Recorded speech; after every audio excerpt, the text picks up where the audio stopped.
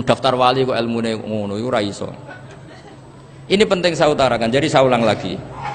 Makanya di Quran itu ilmu tertinggi diantaranya menurut orang tasawuf qulillah tsumma dzarhum fi khaudihim yalabun. Saya itu gak pernah loh takut mati meskipun saya masih muda. Karena saya bayangkan mati itu ya baik-baik saja. Ketika saya hidup ya gak tahu cara ngelola nyawa saya, kenapa kok gak pergi. Kamu tahu caranya ngelola nyawa kamu, kok gak mati sekarang? Gak tahu kan? Tahu-tahu masih hidup kan?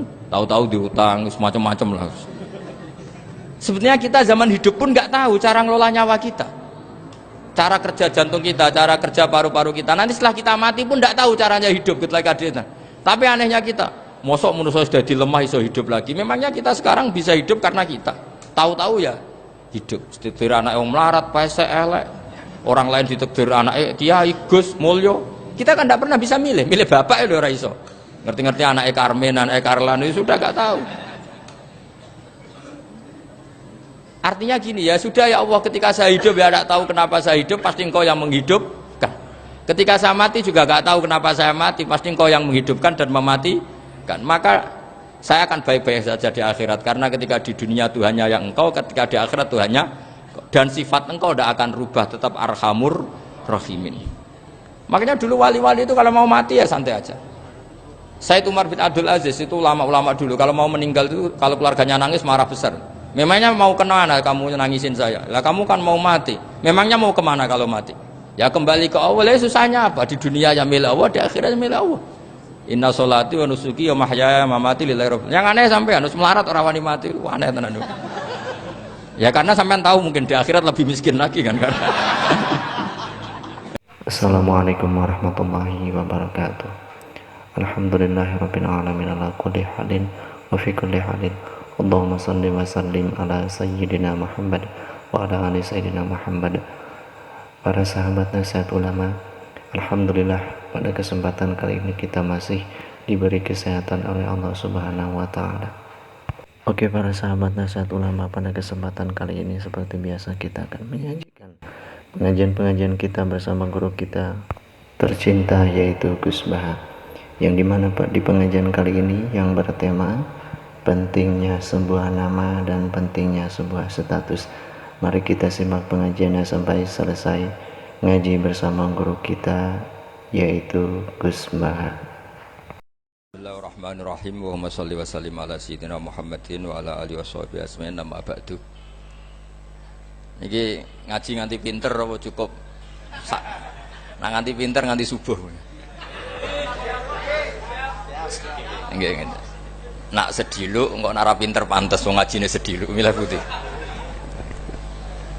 Ngantos subuh nggih, tapi langsung pinter. Dados termasuk dosane jenengan sedanten niku senengane cerita Nabi Adam. Nabi Adam mbok critakno dosane, mulane do kualat. Wong nyeritakno bapake kok nyeritakno napa? Dosane. Mulane kathah kiai kualat, wong bapake kok diler-ler napa? Dosane.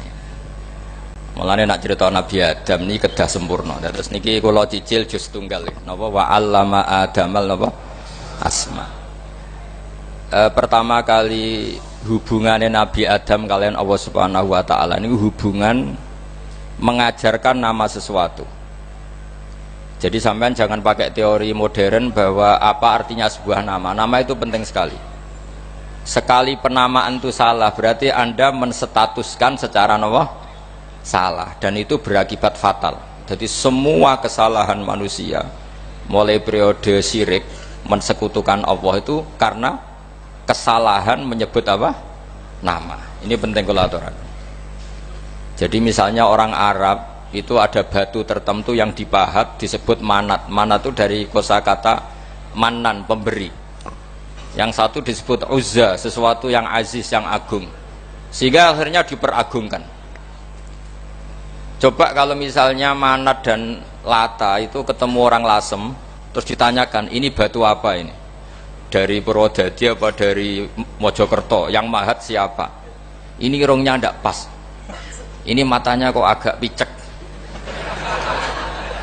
Andekan distatuskan seperti itu, kira-kira disembah apa enggak? Enggak. Iki pas pembuatan ini pate protol terus digenti. Sehingga setiap kemusyrikan itu semua para nabi ngendikan in hiya illa asmaun sammaitumuha antum wa abaukum ma anzalallahu biha min sultan. Sebagian ayat ma anzalallahu biha min sultan. Bahwa kesalahan-kesalahan yang kamu timbulkan itu karena kamu kesalahan bikin nama. Makanya status itu penting. Nanti sampean tahu pentingnya yang saya katakan ini. Nanti setelah sampean mati, nanti mesti nyari saya karena kenangan ngaji ini. Ini Mas Atabik itu mas saya. Beliau seorang dokter, tapi saya tidak akan bilang dia dokter atau dosen. Karena nanti anak cucunya inginnya jadi dosen. Tapi kalau saya menstatuskan dia turunan Mbah Sambu, babai wong alim. Wah anak putune arah alim isin. Dia nak di status no pegawai negeri dosen. Wah anak putune golek duit pikirannya kan. Karena status itu mengilhami apa? Status itu karena itu yang dikenalkan. Makanya ini penting. Fir'aun ketika dianggap sebagai Tuhan itu karena dia berhasil menamakan dirinya orang yang nggak pernah sakit dan dia penguasa. Penguasa itu artinya apa? Dia memimpin sekian orang. Akhirnya dianggap Tuhan. Tapi ketika debat terbuka sama Nabi Musa, pertama, mohon standar mawon gimmick. Pertama kata Fir'aun, wama Rabbul Alamin. Lalu Tuhan kamu itu siapa? Kata Musa, yang menuhani langit dan bumi. Fir'aun masih bisa berargumentasi. Setahu saya di bumi Tuhan hanya saya. Soal kemungkinan Tuhan Anda di langit, terus Fir'aun nyuruh Haman, ya Haman ibni li sorhal la'ali abluhul asbab as-samawati fa'attali'a ila ilahi Musa. Tapi kalau itu dibuktikan, nanti Musa pasti kalah. Karena kalau Fir'aun naik ke langit, pasti gak melihat Tuhan. Wong yang Nabi saja gak melihat, apalagi Fir'aun. Pasti dia bilang gak ada. Tapi apa yang bisa mengalahkan Fir'aun adalah argumentasi status. Kata Musa, Rabbukum wa Rabbu abaikumul awalin. Yang nuhani nenek moyang kamu. Artinya kalau Fir'aun Tuhan, itu berarti Tuhan balita. Karena mbah-mbahnya dulu tanpa Tuhan, karena Tuhannya lahir terlambat. Akhirnya Fir'aun saat itu juga para pengikut Fir'aun langsung menjadi mukmin meskipun menyembunyikan imannya. Karena kalau Fir'aun Tuhan berarti mbah-mbahnya tidak punya Tuhan, karena Tuhannya baru dilahirkan kemudian. Artinya gini, andai kan Fir'aun distatuskan al-maulud, orang yang dilahirkan, maka tidak akan ada orang yang menuhankan Fir'aun. Atau Fir'aun dibahasakan wujida ba'da alam yakun, dia ada setelah dulu-dulunya tidak ada. Apapun hebatnya Donald Trump, apapun hebatnya Cleopatra, apa Fir'aun, semuanya itu wujidu ba'da alam yakun, mereka ada dari tidak ada. Yang seperti ini pasti tidak Tuhan. Makanya Allah mengenalkan manusia itu sederhana supaya tidak pernah jadi Tuhan.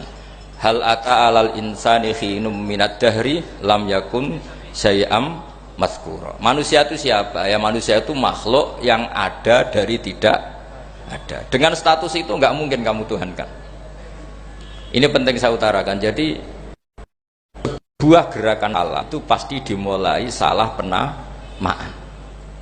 Makanya saya kemarin ketika Mbah Mun intaqala ila rafiqil a'la, ketika beliau wafat, saya bilang ke anak-anak Anwar, statuskan Mbah Mun sebagai orang alim alama al-faqih, muridnya Sayyid Alawi, muridnya Mbah Zubair. Sekali Anda menstatuskan beliau orang besar, tepaan santri singgung mau luhur kepengin ditiru besar tok. Nah niru besar tok terus ono santri mau ita itu tok ngerasa gede repot. Sama, makanya saya nggak pernah. Sebenarnya saya tahu, Mas Atabik ini mas saya itu dosen saya tahu, tapi saya tidak pernah ngomong dosen. Kalau anak-anak era menjadi wong alim, menjadi dosen malah langsung merati wong alim, malah celoko mana. Jadi karena salah status itu nanti panjang, akibatnya itu panjang. Makanya saya itu sebetulnya ya risih dikatakan Gus Baik itu orang alim, sebenarnya risih. Tapi saya seneng saja. Sing seneng ben niru alime, sing hasud tak jak kompetisi. Jadi tak nikmati ya. Jadi sing seneng ben niru alime, sing ra seneng itu hasud tak jak kompetisi, tak jak maca tafsir. Nek ra mriyang ya. Engko ana paling maca primbon mek terjemah. Ini penting. Jadi itu yang disebut wa'allama adamal asma. Makanya Allah itu mengkritik semua kesalahan manusia dimulai dari salah penamaan. Makanya saya kemarin Pak Pilpres sering bilang, kalau presidennya ini maslahat, kalau enggak ini enggak maslahat. Mana ada kemaslahatan ditentukan hanya oleh seorang presiden. Itu tauhid kita di mana? Memang kita secara syariat harus milih sesuai ijtihad kita, tapi tidak usah dong menggantungkan kesejahteraan sama seorang makhluk, itu tidak boleh, secara tauhid tidak boleh. Makanya ini penting sekali, jadi nggak boleh orang salah nama. Kita tetap memilih presiden, milih kiai, milih siapa saja, tapi tidak boleh menstatuskan manusia sama dengan status Tuhan. Itu bahaya sekali dalam ilmu tauhid. Terus yang ketiga, kenapa nama itu penting? Begini, alam yang dipakai Quran, alam itu nama ya, alam mangkul, semua alam. Wah, nanti subuh tak jamin pinter nih. Tapi saya tetap mau setengah jam, karena saya tahu sampai subuh pun kira-kira ya tidak pinter, jadi ya setengah jam. Jadi nanti kalau kamu ditanya kenapa tidak pinter, mari Gus Bak mulangi mau setengah jam, punya alasan. Kalau sampai subuh kok gak pinter kan, goblok banget nganti subuh orang pinter. Ya nak orang-orang bilang gitu. Lah anak sing ngomongin, oh mesti salah metode, gurune sing salah. Diulang orang pinter-pinter mesti salah sing mulang gitu. Malah repot lagi nanti.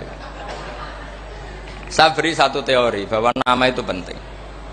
Rasulullah itu pernah guyon gini. Ini guyon betul, ada di hadis sahih, ada di juz 3 di kitab Bukhari. Allah itu kalau ingin bully, Allah itu suka bully, suka goda orang. Kalau ingin bully orang kafir itu menamakan kekasihnya namanya Muhammad. Makanya Nabi pernah guyon, ala ta'jabuna kaifa yasrifu wa anni syatma quraisin wa la'nahu. Kenapa Anda nggak pernah berpikir bahwa Allah begitu mencintai saya sampai bikin nama untuk saya itu nama yang membingungkan semua orang kafir? Karena kalau Abu Jahal nyari Muhammad mana, itu kalau kamu tahu bahasa Arab berarti artinya kan orang terpuji mana. Padahal Abu Jahal itu menghindari kata orang terpuji. Jadi bingung dia, Muhammad kamu jancuk, coba kamu terjemah, wahai orang terpuji kamu. Itu kan kacau semua. Makanya Allah itu suka bully. Jadi kata Nabi Muhammad, kamu tahu betapa Allah itu mencintai saya dan bikin bingung orang-orang yang menghujat saya, karena mereka kalau menghujat saya tetap menamai Muhammad. Itu coba kalau kamu tahu bahasa Arab, maknanya Muhammad orang yang berarti kira-kira kalau Abu Jahal Misa itu jancuk kamu Muhammad, berarti artinya apa? Wahai orang terpuji kamu jancuk. Ini kalimat yang kacau kan. Akhirnya Abu Jahal pinter, kalau nyari Muhammad bilang gitu, ya mudammam, ainal mudammam. Makanya kata Nabi, yastamuna mudammaman wa yal'aununa mudammaman wa ana Muhammad. Akhirnya Abu Jahal kalau nyari Muhammad, ainal mudammam, mana orang yang tercela.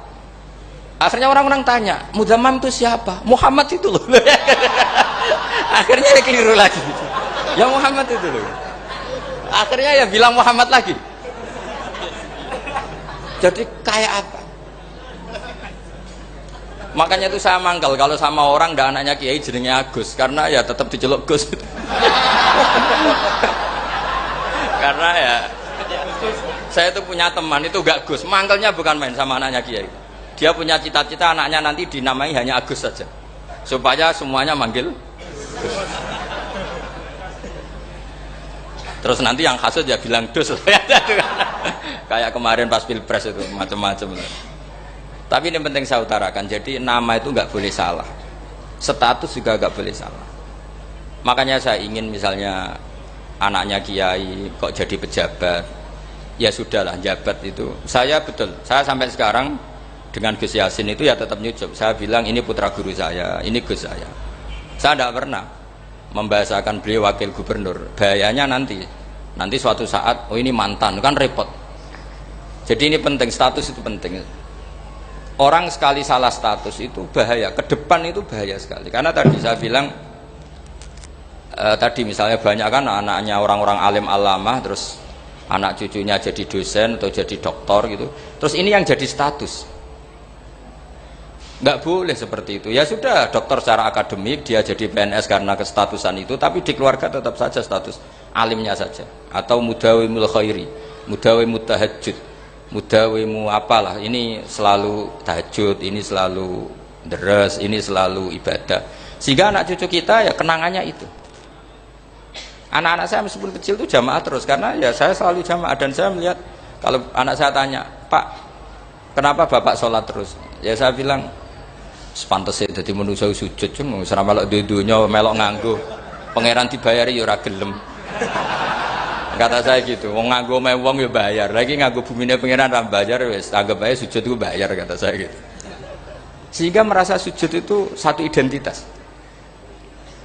Ini penting saya utarakan karena tadi saya betul-betul mengenang istilah Allah wa 'allama adamal asma. Semua kesalahan itu kata para nabi in hiya illa asmaun samaitumuha antum ba'ataukum. Kita membahasakan misalnya presiden Amerika, orang terkuat di dunia. Bagaimana mungkin orang terkuat kemudian nak gak mangan sedino lemes? Hebatnya ning ndi? Iku nak pas mulas weteng nek agak ngising ya lemes. Hebatnya apa?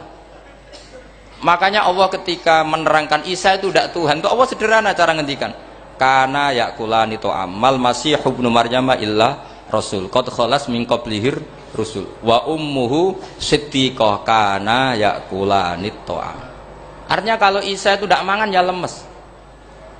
Nak keluarkan ya kudu ngising. Lah terus mbok sembah terus piye? Jadi gak kebayang seorang Tuhan kemudian kalau gak makan tuh lemes. Berarti statusnya Isa apa? Orang yang lemes kalau tidak makan. Terus kamu Tuhan kan? Aneh gak? Aneh. Jadi andaikan manusia dengan status yang diterapkan Allah, yang distatuskan Allah, itu pasti tidak ada yang salah. Karena yakulanit. Begitu juga kita. Saya teruskan ya. Nah ini sekaligus latihan tauhid sama latihan tafsir ya. Sampun nggih. Kula terusno malih. Pun santai mawon. Kula ki ikhlas ora ngarah gelo santai mawon.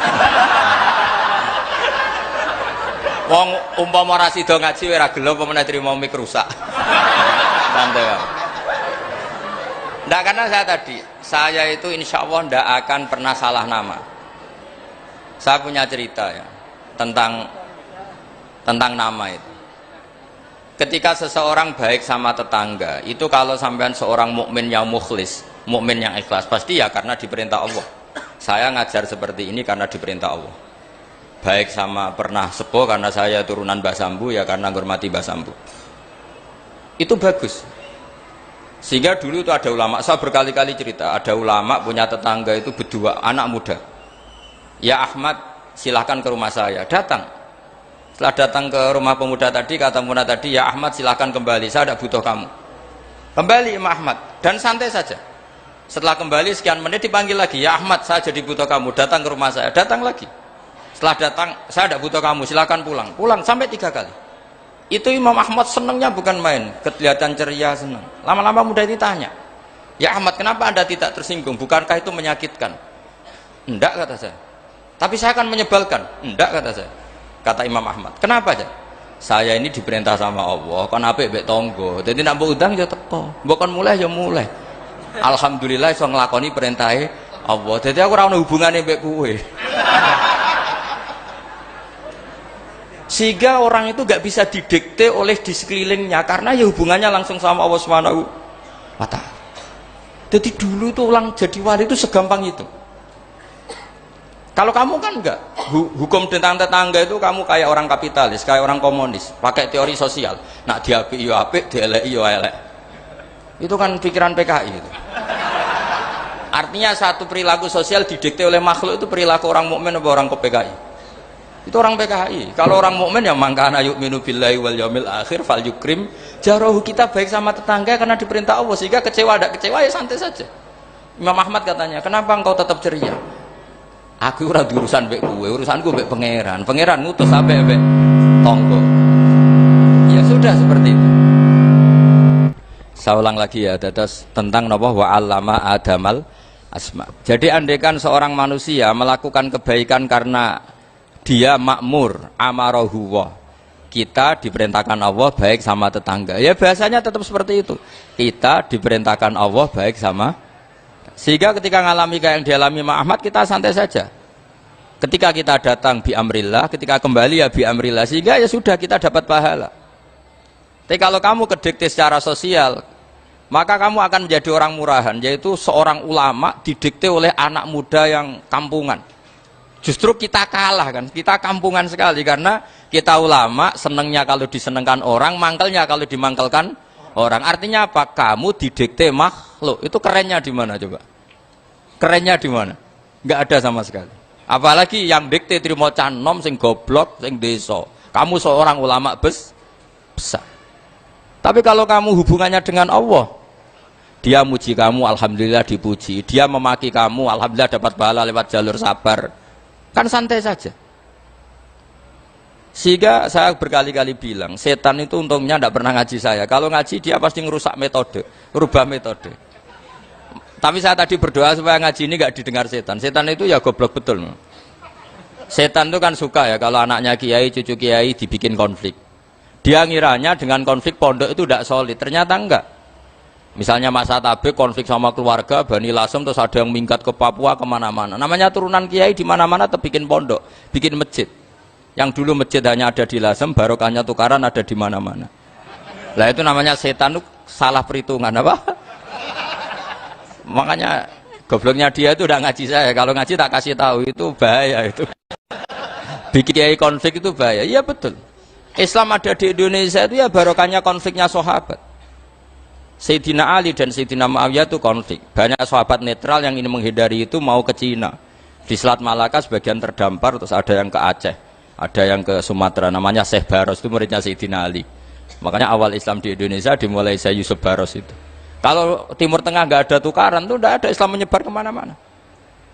Nah setan ngiranya kalau sahabat tukaran itu nanti kacau, ternyata enggak, malah Islam menyebar kemana-mana, barokahnya tukaran. Dulu Solo karena konflik ya banyak ulama yang ke Lasem kemana-mana, gara-gara Solo gak kondusif. Akhirnya kayaknya keduman basambu, keduman macem-macem. Sedengak nemawon kiai tukaran terus betul apa-apa. Yang penting ora bacok-bacokan, rasanan-santetan, terus pokoknya rasan-rasanan ringan, ya sudah itu bagus. Memang Allah bikin seperti itu.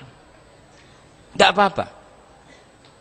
Kata Allah wala yazaluna mukhtalifina illa man rahima rabbuk. Kata Allah walidzalika khalaqahum. Ikhtilaf itu barokahnya masyaallah. Kalau saya setuju pendapatnya Mas Atabik, saya jadi dosen. Nanti yang ngaji tafsir siapa? Tapi kalau dia setuju saya, dia jadi ahli tafsir, yang jadi PNS siapa? Ya sudah, barokahnya khilaf. Dia jadi PNS, dia dapat gaji. Tapi gaji itu bisa dihitung. Kalau naik harus tambah prestasi. Kalau saya kiai min haitsu la yahtasib, pasti cepat kaya saya. Karena rezekinya kiai itu tanpa batas. Makanya haji saya itu plus. Saya itu tidak kaya, tapi haji saya haji plus. Masa tapi paling reguler. Karena rezekinya kiai itu min haitsu la yahtasib. Makanya saya pernah disoal sama teman-teman dosen di UI.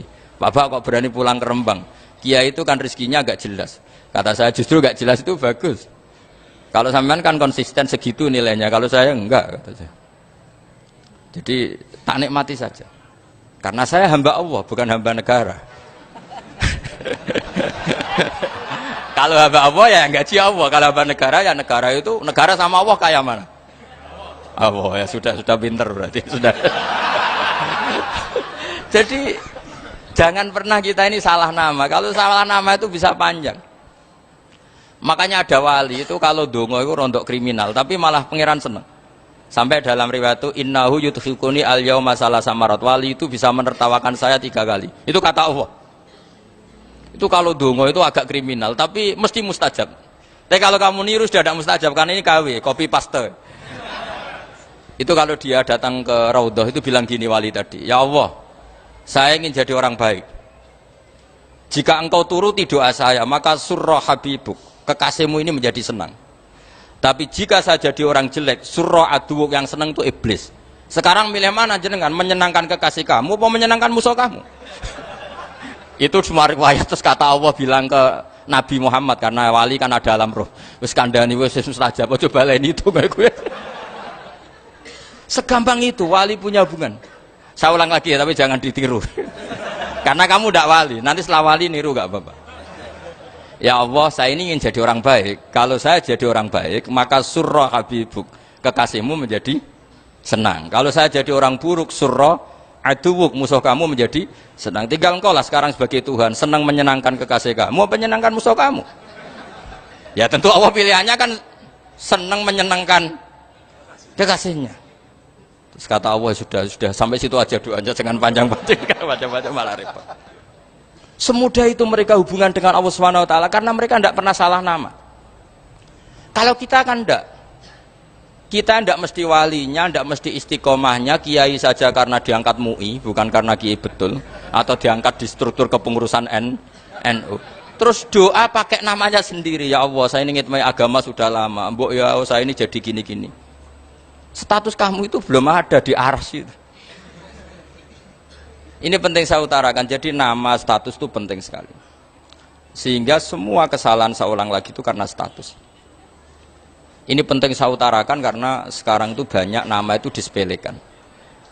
Saya itu sering sinau kamus, jadi saya termasuk menekuni tafsir itu diantaranya menekuni kamus. Saya punya kamus banyak, mulai yang dikarang orang setengah kafir, munjid itu kan, kafir tapi setengah. Karena timnya banyak yang muslim juga. Ada yang Ferus Abadi, macam-macam. Yang saya kenang dari kamus, diantara kamus yang saya kenang tentu miliknya Said Zabidi, kamus Mukhid itu. Ada kamus milik saya namanya Mukhtarus Sikha, itu dikarang oleh orang alim. Itu bilang begini, sama tak bedai sekarang, lafadz ilah itu maknanya apa? Tuhan kan? Tasniahnya apa? Dia bilang isim ini tidak punya tasniah. Dia bilang ilah, normalnya tasniahnya ilahani, jam'anya taksir alihah. Tapi kata dia nggak boleh. Lughat seperti itu gak boleh karena kullusmin harus yadullu ala aini musamma.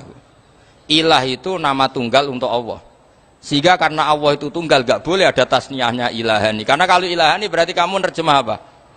Dua Tuhan, berarti kamu nganggap ada Zaidun, ketika Zaid dua kamu bilang Zaidani. Kalau banyak kan gak pernah ada Tuhan dua atau tiga. Makanya kata pengarangnya itu Abu Bakar Ar-Razi itu kata beliau, wahadal ismu la musanna lahu wala jam'a wa innama jama'uhu wa sannauhu katanya. Isim ini tidak punya tasnya, tidak punya jamak, tapi kalau orang-orang katanya, orang-orang itu bilang ini ada jamaknya, ada tasniahnya. Ini penting sekali karena kesalahan itu nggak ada. Cara teori Quran itu kesalahan itu tidak ada. Yang ada adalah orang salah. Beda loh ya. Tak wari dadi wong pinter. Makanya ini sampai subuh. Tak wari dadi wong pinter. Saya ulang lagi ya. Kesalahan itu tidak ada. Yang ada itu orang salah. Pernah ada enggak 1 tambah 1 15? Enggak ada kan? Tapi kalau orang salah bilang 15, ada. Pernah enggak putih ini hakikatnya hitam? Enggak pernah kan? Tapi kalau orang salah, misalnya Rabun bilang ini hitam, ada. Sehingga ini penting, ini dalam teori ilmu mantek. Setiap Allah menyalahkan mereka itu kata Allah, yaquluna bi afwahihim. Mereka itu melafatkan dengan mulut mereka bahwa Tuhan itu 3 misalnya, bahwa Lata Hubal itu Tuhan.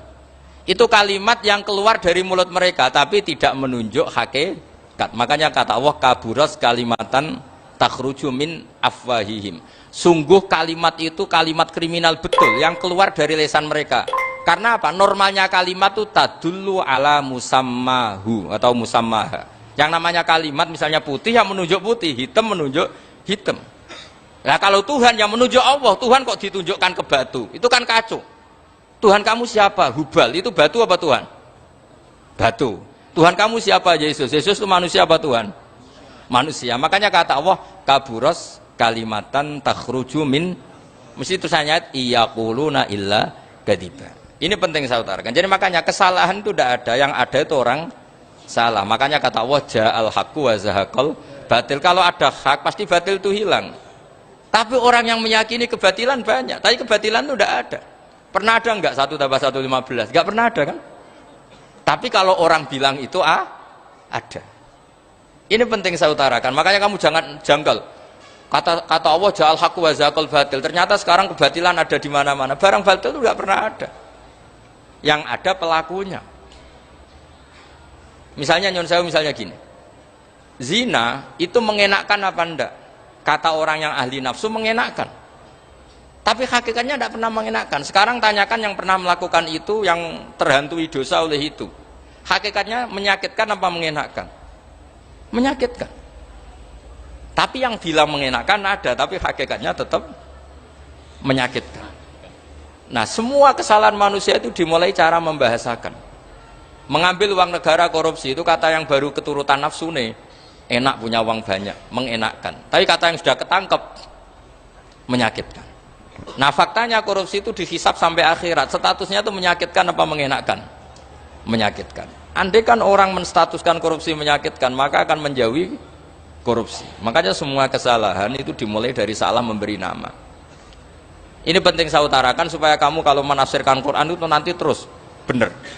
Makanya setiap kesalahan kata Allah apa? Kaburas kalimatan takhruju min afwai. Nah, kalau kalimat itu nyata kata Allah kalimatu haqqin aliyana nahya wa aliyana mut wa aliyana nub'as. Atau katanya istilah pangeran dzalika bi anna wa huwal haqqu wa nama yatuna min dunihi huwal batil. Nanti terus urut, sampean baca Quran nanti bisa kayak saya urut, konsisten. Yaitu tadi. Misalnya Fir'aun itu orang pakai status yang diajarkan Allah ke kita. Fir'aun adalah wujida ba'da alam yakun.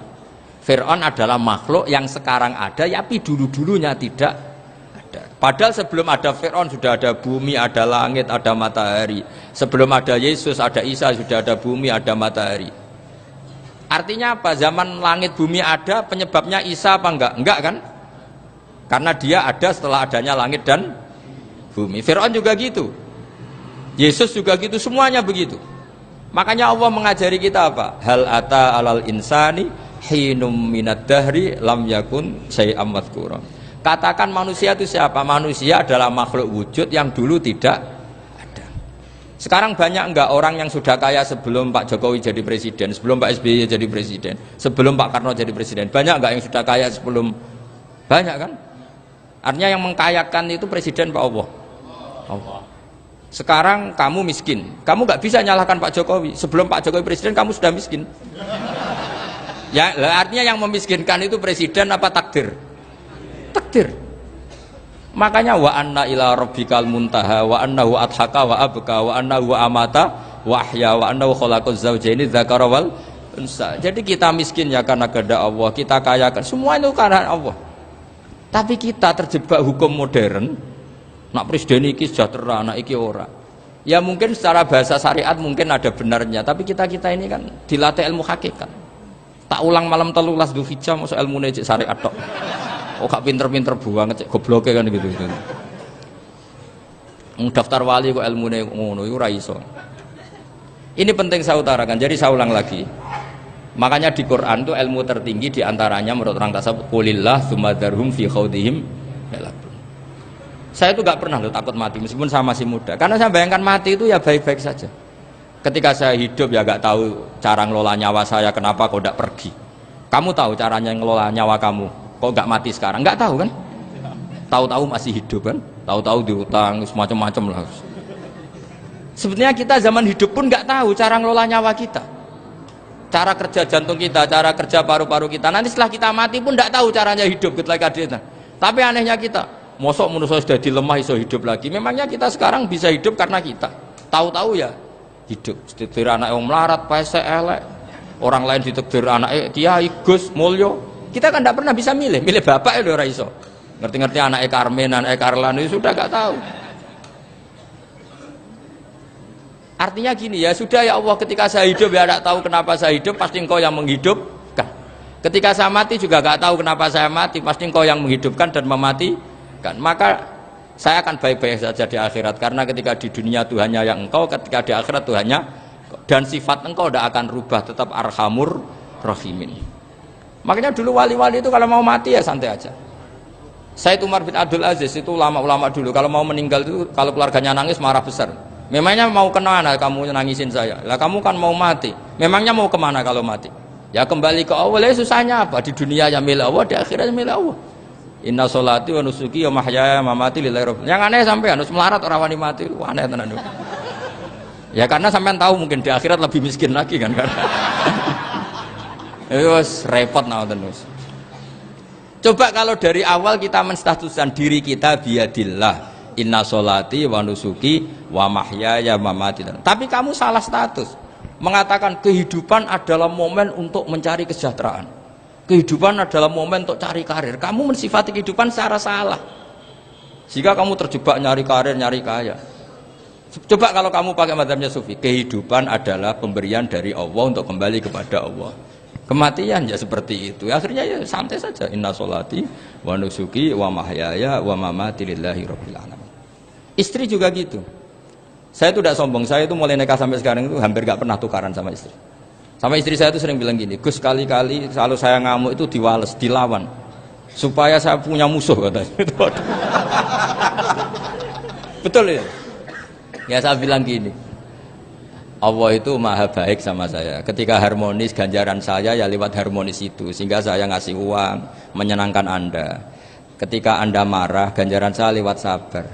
Ya sudah, itu semuanya baik. Kalau kamu marah, saya tidak dapat pahala. Makanya kalau kamu marah, tak dengerin. Ini cara Allah membuat pahala tanpa bayar, kata saya. Justru kalau pas rukun itu untuk dapat pahala harus nyervis, jajak, nukokno kelambi, mahal katanya. Boros itu pahala yang boros katanya. Tapi kalau kamu marah ini pahala paling murah, nggak usah biaya, dapat apa? Pahala, cukup sabar. Lu itu kalau terlatih lama-lama dapat ya biasa saja. Ulama dulu seperti itu semua. Imam Syafi'i itu pernah ada orang baik sekali sama beliau, orangnya itu munafik padahal. Tapi kalau setelah keluar dari Imam Syafi'i dia memaki-maki Imam Syafi'i. Suatu saat beliau dikasih tahu, orang yang tadi muji-muji jenengan itu di luar maki-maki jenengan. Imam Syafi'i itu guyu sebenarnya bukan alhamdulillah. Muridnya kan janggal. Ini dikasih tahu gitu, alhamdulillah. Kenapa Imam Syafi'i dia kan di luar maki-maki jenengan? Berarti aku wong wibawa, ning ngarepku rawani. Ya jadi dianggap enteng saja melihat. Berarti aku wong wibawa, ning ngarepku ora wani. Ya sudah. Terus ketika ditanya, tapi itu kan bahaya bagi Anda karena memfitnah Anda gini-gini. Kata beliau, zaka Allah. Yang kritiknya bahaya itu hanya Allah Ta'ala. Yang lainnya enggak bahaya. Karena ini makhluk dhaif, enggak penting. Loh, kamu sampai tersisa dikritik orang karena kamu nganggap makhluk itu penting. Ini gobloknya sampean. Goblok segoblok-goblok saya itu. Coba kalau kamu mensatukan makhluk tetap makhluk, kritiknya enggak penting. Selesai kan? Selesai enggak? Ini problem Anda tidak wali itu, kalau dikritik ya susah. Makanya tidak wali itu problem menurut saya. Makanya saya nggak ingin nggak jadi wali itu kan.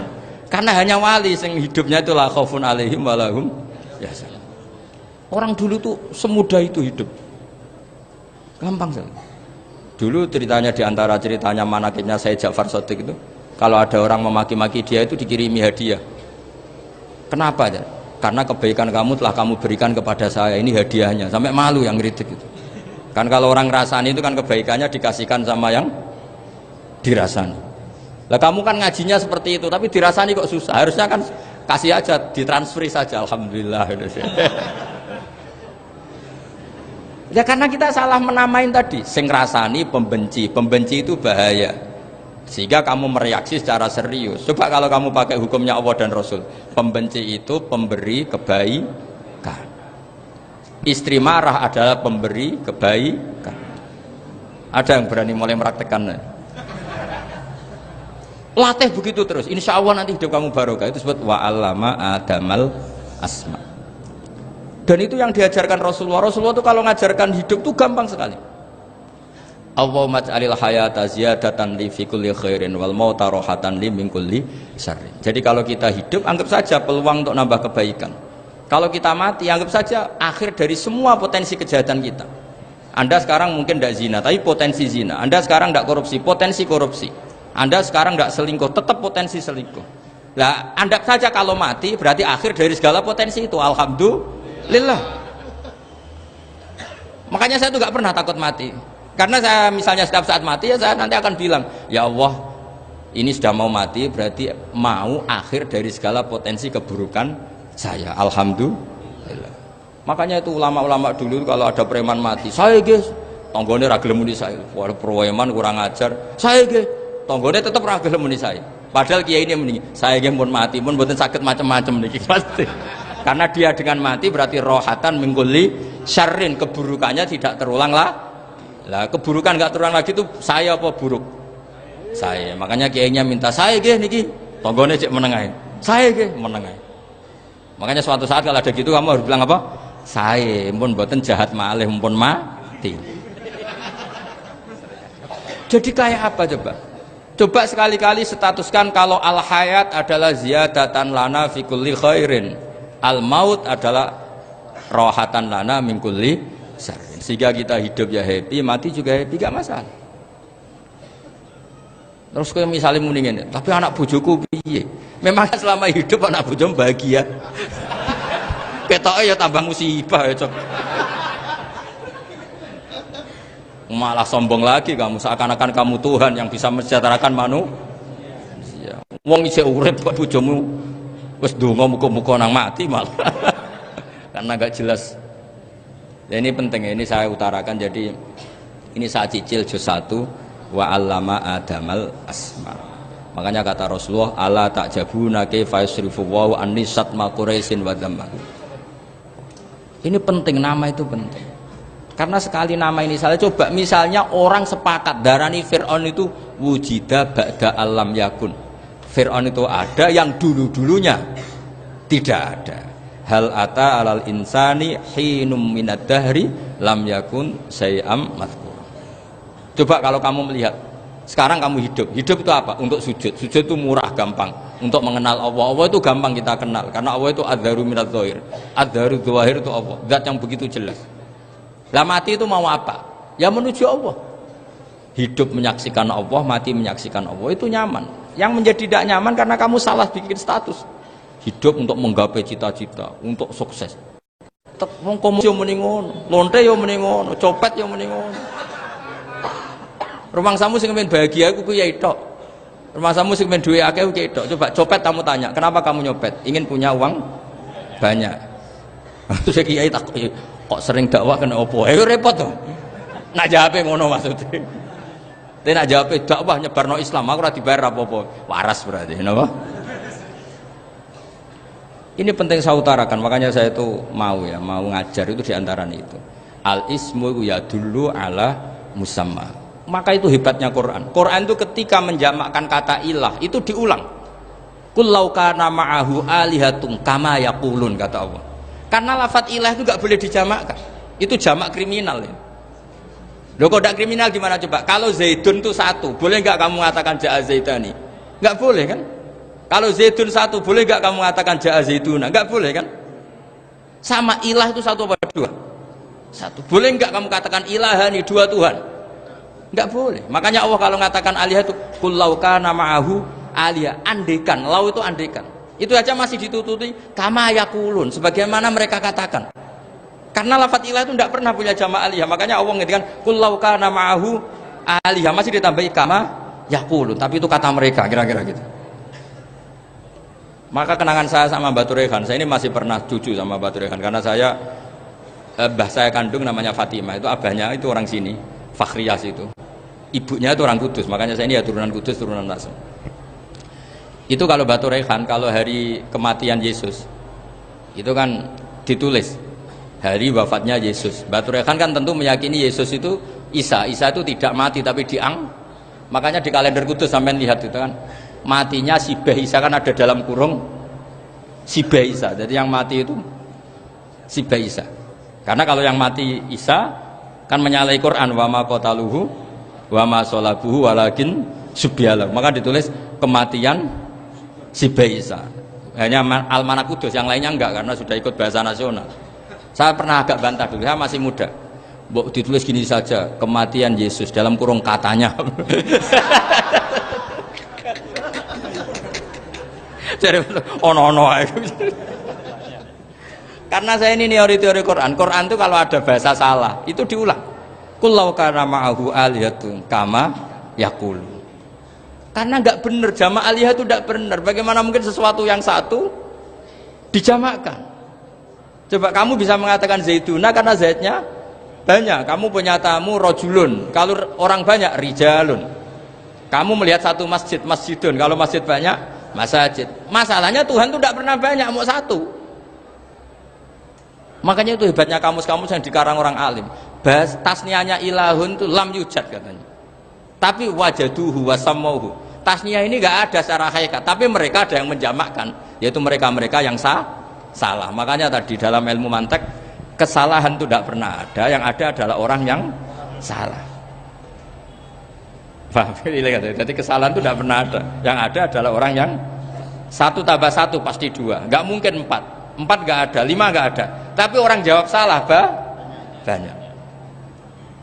Nah, itu namanya ilmu ya. Makanya yang namanya ismu itu mesti ya dulu ala musamma. Andai kan orang mengatakan Lata Uzza ini batu yang dipahat oleh si A, dulu pesennya di Muntilan, batunya dari Mojokerto, dulu pas bikin tangannya protol terus disemen, dilakban, bisa nggak jadi Tuhan kalau dengan status seperti itu?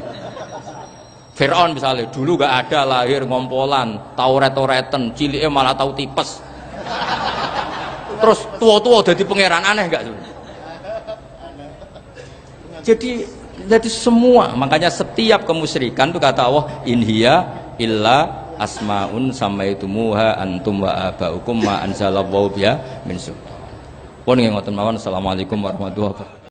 Waalaikumsalam warahmatullahi wabarakatuh. Alhamdulillah, para sahabat Dasyat Ulama, pengajian kita bersama guru kita telah selesai. Yang mana pada pengajian tadi beliau memaparkan nasihat-nasihatnya untuk kita semua.